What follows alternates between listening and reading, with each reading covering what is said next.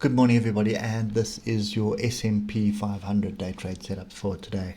So if you missed my video yesterday on what my strategy is and how I trade, that is, or will be in the comments below. I'll pin it in the comments below so you've got easy access to it.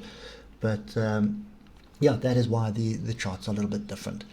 Okay, so kicking off today, first things first is we do have the oscillators having a fairly decent crossover on Friday and pointing to the downside. So you can see we went sideways for the whole week, and then Friday just basically a fairly strong sell-off. And that was based on a lot of political noise and a bit of Trump noise as well that was coming out. So for me right now, I'm looking for levels. And the first level is here, which has been violated. So I will ignore that one for now, and I'll look for the next level. And there it is there.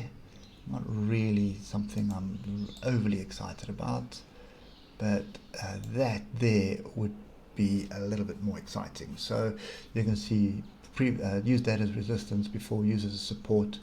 Then we broke below, it's back, and we haven't really tested it again. So that's the one that interests me quite a bit. So that's 37.31.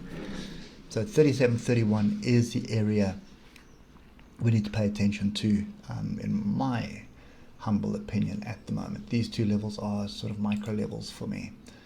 And pretty similar setup to the Dow Jones, which not surprising. I mean, that's normal what happens. So before we get there, let's get to the 3 hour. So looking at the 3 hour, I have a grouping of my oscillators. Okay, I don't really have, well, I've got diversions from this swing low to there, nothing from there, but there to there you can see oscillators are high and there they are lower. So if I draw a line along those oscillators there, you can see it's clearly trending down, whereas if you put a line on price, it's clearly trending up. Now what does that mean, you may ask? Well, that's another warning sign that I should be looking for a level. Okay, so what level should I be looking for? And you can see this level has been tagged 37.50, nice round number as well. You've probably got a fairly decent Fibonacci level here. 61.8, okay. Just want to delete the noise. And also the 155 moving average here as well. So there's quite a bit happening here. Could be I don't think,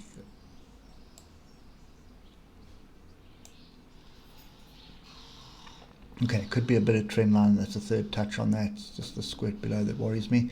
But anyway, there's a lot of structure happening here. So this is, to me, an area where I would want to see some buying happen. So I have a pin bar and I have an inside bar. So I've got price action, I have a level, I have a moving average, I have a diagonal.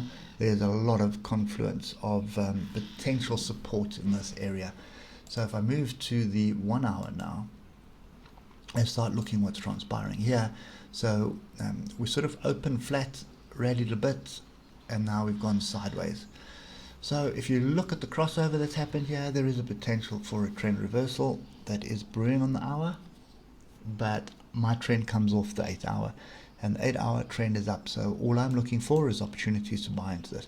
And I very, very rarely look for a downtrend on these markets. If I do take a short, it's normally a scalp, and it's not something that I'm going to share with anybody on the Telegram channel, because it is against the trend, and it's not, we've got a lot of people that are learning how to trade that follow me. So we stick to the basics and we do it properly. Okay, so at the moment, looks like we're finding some structure here. So you can see inside bar, another inside bar. So I'll wait for the market to open, and then we'll take it from there.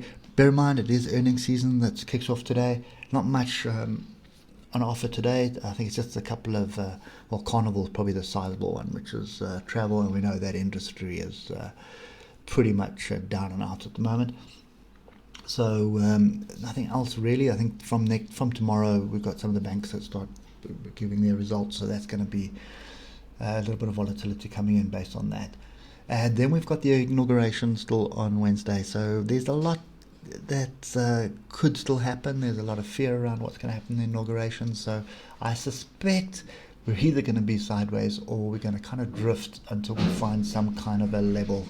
And 37.31 is the level that I think would be worthwhile watching at the moment. Okay, so for me, I want to go with the trend. The trend is up, even though we have this crossover here.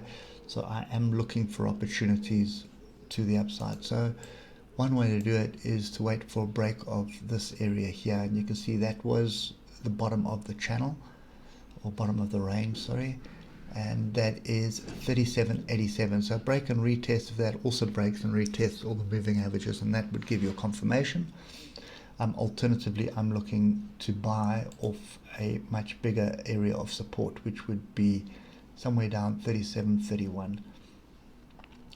Bear in mind that we do have this channel, and it really depends how you draw the channel, whether we have broken through it to the upside or whether we are still in the channel and we're coming to the bottom of the channel for a bounce. My opinion is we're coming to the bottom of the channel for a bounce, and we just need to look for some solid structure.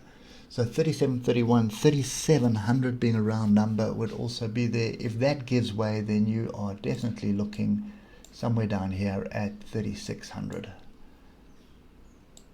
If I can just get somewhere in this area, you can see there's my fractals. So that's kind of the view that I've got at the moment. Yeah, I think it's going to be a typical Monday, to be honest. So that's kind of what I'm waiting for. So staying out of it until I see some structure. This is an area that interests me.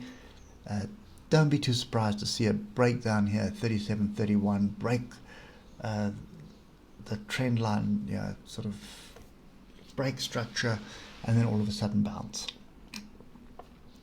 So this area here is a fairly solid area, 37.31, 3700 is an area where I will definitely be buying off. There's no two ways about that. It's still with a bigger trend. Alternatively, if we do sort of move up and start bouncing off or rejecting these kind of areas here, I will look for some shorts, but there will be stops above these fractals here. And it's not my preferred trade, so that would be a short, and it would be a scalp, and I'll be taking profit at levels. So when we break through a level, come back, test it, start flipping, I'll take the short, tight stop, take profit at the next level. But this is the area I'm waiting for. That is 37.31. I think does look feasible that we're going to get down to that level. Okay, and obviously all of this is going to happen off the 15-minute time frame. So you can see all my levels are drawn in on the higher time frame, and then you can see what's happening. Trend is down on the 15 here, fairly solid area for a potential short going into the close, and stop above it. You can see sideways, sideways, sideways, and there's your move to the next level. Take profit. Okay, anyway guys, that's it for me today. Pay attention to your levels, that's all I can say. They are going to keep you out of trouble, and also pay attention to your moving averages. Below them, prices moving down; above them, prices moving up, and adjust your risk profile accordingly. Anyway, that's it for me today. As I said, the video will be pinned in the comments below, and don't forget to like and subscribe, and we will catch up with you bright and breezy tomorrow morning.